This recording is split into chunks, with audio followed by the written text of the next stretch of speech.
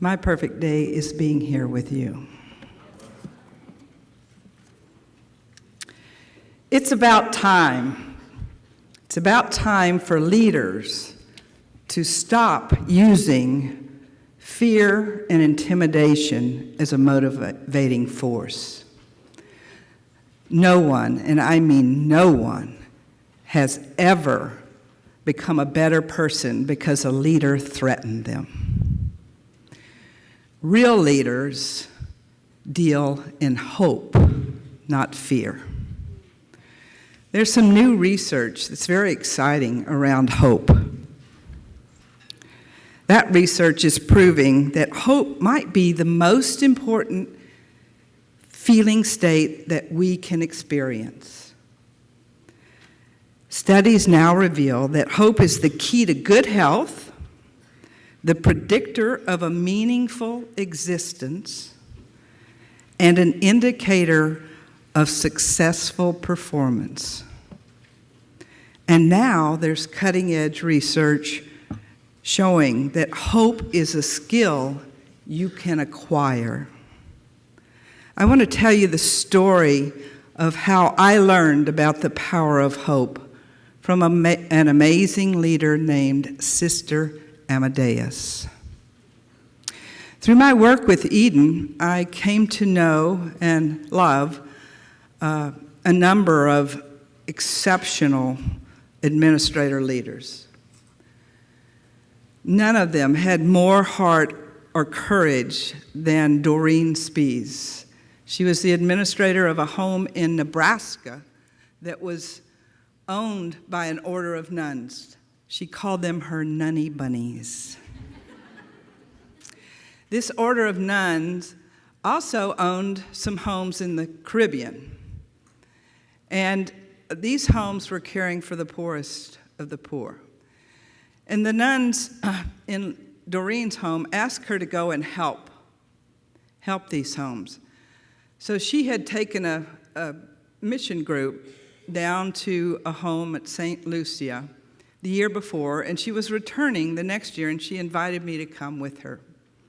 So I jumped at the chance. Now, St. Lucia has become a travel destination. It's a beautiful island in the Caribbean. But the home is not on the beach, and the residents aren't served drinks with umbrellas in them. This home is in the middle of the capital city of St. Lucia, Castries, in the poorest area of St. Lucia. I've seen some poverty in my time, but nothing like this. These were cardboard and tin houses stacked one upon another up the hillside. The home was on a hill and had a fence around it, a dilapidated fence, but that fence did not deter the thieves from coming into the compound every night. This home was in an area of Castries where the police don't come after dark. Thieves would break into the compound every night and steal whatever they could. I asked some of the nuns when I was there, why don't you grow a garden? And they told me that they couldn't because the plants would be stolen before they could reap a harvest. The mangoes were stolen out of the trees before they were ripe. These were not bad people. These were desperate people. The home itself served 60 elders, had 2 big rooms. It was a 2-story home where the elders lived. The women on the top floor, the men on the bottom floor, all in one big room, cot after cot lined up against the walls. And those cots were rusted out and ancient. We brought supplies and bags, suitcases full of all kinds of supplies and clothes to help this home. When we arrived at 9 p.m. at night and stepped off the airplane, we were hit with such a wall of heat and humidity that I do not have the words to describe. And I'm from Texas. Sister Amadeus was a 70-year-old woman who ran this home. She wore a full habit, support stockings, and those big old nun shoes. I was taking clothes off. I never saw her break a sweat, and she had plenty to sweat about. In this home, only 3 of the people who lived there were able to contribute anything to their care. They relied on a quarterly stipend from the country of St. Lucia. And that quarterly stipend was over 30 days late. The staff had not been paid in over 30 days, yet they still came to work and were happy to be there. On the night we arrived, the elders for supper had 3 pieces of French bread about that big around with peanut butter on them. That was their whole supper. Many of the people who lived there suffered with diabetes from their poor diet and lack of protein in their diet. Every day when we would go to work, we'd pass by the elders and we would say good morning and ask them how they were, and every one of them would always answer, nothing to complain. They had nothing, and they had nothing to complain. This home was in dire straits. It had not been able to pay its electric bill or its water bill for months. Often staff's husbands would bring fish so the elders would have a meal. We worked very hard to clean out every available storage space, was crammed full of old broken equipment, linens that had been dry rotted. I found medications dated from 1950. It seems when you live in that kind of scarcity, you never throw anything away, even things that had become useless. So we worked very hard in the heat, and we painted walls, and we cleaned out closets, and we brought new things. But still, I had a growing sense of discomfort and dis-ease. Everywhere I turned, there seemed to be injustice. And I was getting more and more anxious and upset. I couldn't understand why I had been brought there to see this. Sure, I could paint a wall, I could bring a suitcase full of supplies with me, but really, what difference was I making? I'm not a nurse, I'm not a doctor, I'm an administrator. I like to solve problems, and this problem was bigger than I could solve.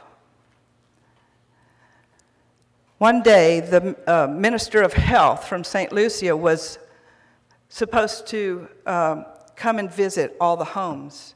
Sister Amadeus stood out in the heat, awaiting her arrival. I asked the sister if I could speak to the Minister of Health.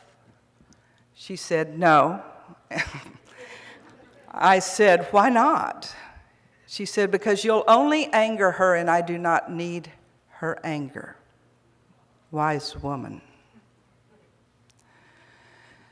That day, the man from the water company came and told Sister he had to cut off the water. And she said, you can't cut off the water, these people will die. He said, I'm sorry, Sister, but it's my job and I have to do it. And she said, you're right, it's your job. Go do your job. But when you're finished, I need you to go into town and get a truck full of water and bring it here so these elders won't die. The man left without turning off the water. My despair was growing. Doreen and I were walking past an elder on the lower porch, an elder who lived with forgetfulness. And I saw an ant crawling across the top of her foot. So I bent down and swiped her foot, the ant off her foot. And a few more ants crawled up. So I took my bottle of water that we carried with us everywhere, and I opened it and I poured it over her foot to wash the ants away. And when I did that, her toes separated, and dozens of ants started crawling out of it.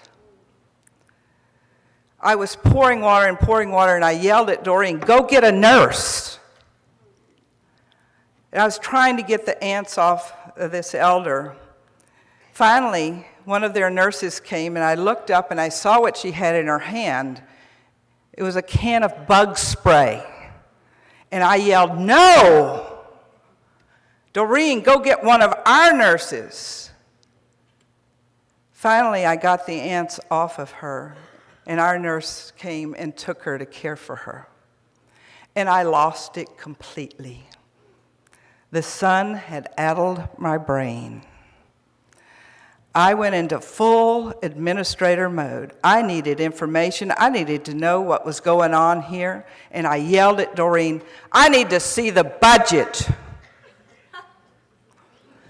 Doreen looked at me like I'd lost my mind and said, and just laughed and said, "Nancy, I don't think there is a budget." And I said, "What do you mean there's no budget? How can you run a nursing home without a budget?" And she said, "Well, I'll ask, but I don't think there is one." A few minutes later, Sister Amadeus came down with a very large old leather ledger and sat it in front of me and nodded at me. And I opened it up, and I scanned through pages and pages of debits and credits in this very neat handwritten script. And you can imagine which column had more debits, had more entries, the debit column. And it didn't take me long to realize that this home was losing about $100,000 a year. I looked up at Sister Amadeus. I just shook my head. And it just seemed so overwhelming to me. I just looked at her and I said, "How do you do this?" And she said, "By the grace of God." Now, I know I had lost my mind by then because I was talking to a nun and I said, "God? Show me God. Where is God?" She did not miss a beat. She looked me straight in the eye and she said, "He sent you." Now, I don't care whether you're a religious person or not. I don't care whether you're a believer or not. If you had been in my shoes at that moment, it was as if someone had thrown a bucket of ice water in my face. What I heard her say was, "Stop your whining. You are here for a week. This is my life. Get up and do something." So I did the only thing I knew how to do. I said, "Get me a phone." I called the Eden Home office and I said, "There are elders here who are going to die if we don't do something. I'm going to write you a letter and I want you to send it out to the Eden world. We need help here." We did that. Within 24 hours, we had raised over 10,000 United States dollars. Now, the problem became, how do I get 10,000 American dollars, which is about $25,000 in their money, up to the compound in a place where the police don't come after dark, and all I'm armed with is a 70-year-old nun. Fortunately, there was a young man there who had been born in St. Lucia, gone to the United States to study, had come back and was visiting some of the elders. He had a car, so he drove us to the bank. Sister Amadeus had this big leather satchel. We jumped out of the car. He was going to drive around the block, and wait for us, and we would wait for him to come by, and we'd run out of the bank. She clutched that leather satchel to her bosom, and we took off, jumped in the car, and zoomed back up to the compound.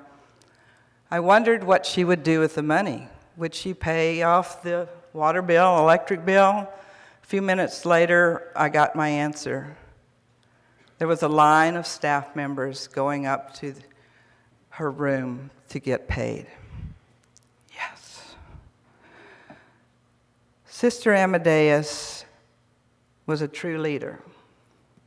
In the face of the direst circumstances, she never lost faith. She never lost hope. And she called me to do the same. Now I extend that call to each of you.